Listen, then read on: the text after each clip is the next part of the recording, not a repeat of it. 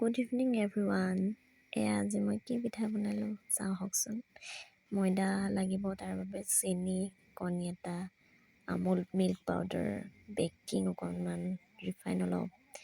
কণীটো মই প্ৰথমে ভাঙি তাতে চেনিখিনি দি ভালদৰে মিক্স কৰিম। তাৰপিছত ইয়াত ৰিফাইন অলপ দিম। ৰিফাইন দিলে খাস্তাটো ভাল হয়। ৰিফাইন দিয়াৰ পিছত এনেকৈ ভালদৰে মিক্স কৰি চেনিখিনি সম্পূৰ্ণ গুড়ি কৰিব লাগিব। বেকিং অকণ দিছোঁ। আমুল মিল্ক পাউডাৰ 2 চামুচ দিছোঁ মই। নিদিলেও হয়, দিবও পাৰে। তাৰপিছত ভালদৰে গোটেই মিক্স কৰিব লাগিব। তাৰপিছতে মই থোৱা শুকান ময়দাখিনি ইয়াত লাহে লাহে এড কৰি যাম। অলপ অলপকৈ ময়দা দি লৈ ইয়াত এইখিনি অলপ আটা সনাৰ নিচিনা টান কৰিব লাগিব মিশ্ৰণটো।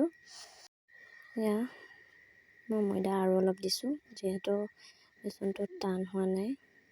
আটা সনাৰ নিচিনা, আটা মৰাৰ নিচিনা এনেকৈ ডোটো বনাব লাগিব। মোৰ ডোটো বনি গ'ল ধুনীয়াকৈ। এই পিঠাটো মোক বা এজনীয়ে শিকাইছিলে, দেখিছেনে? ইয়াক মই এনেকৈ সৰু সৰুকৈ লৈ গোল গোলকৈ এখিলা পাতৰ শ্বেপ দি বনাম। পিঠাটো বৰ ধুনীয়া লাগে দেখিবলৈ। তাৰপৰা চামুচ এখনে অকণমান দুটামান কাট মাৰি দিব, পাত এখিলাৰ হীৰাবিলাক যেনেকৈ থাকে। খাবলৈ বিস্কুটৰ নিচিনা লাগে, ভাল লাগে।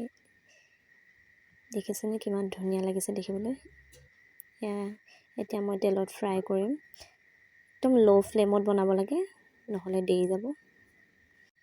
লাল চাহ হওক বা গাখীৰ চাহ, দুয়োটাৰ লগতে খাই ভাল লাগে। পিঠা হৈ গ'ল, কেনেকুৱা লাগিছে জনাবচোন।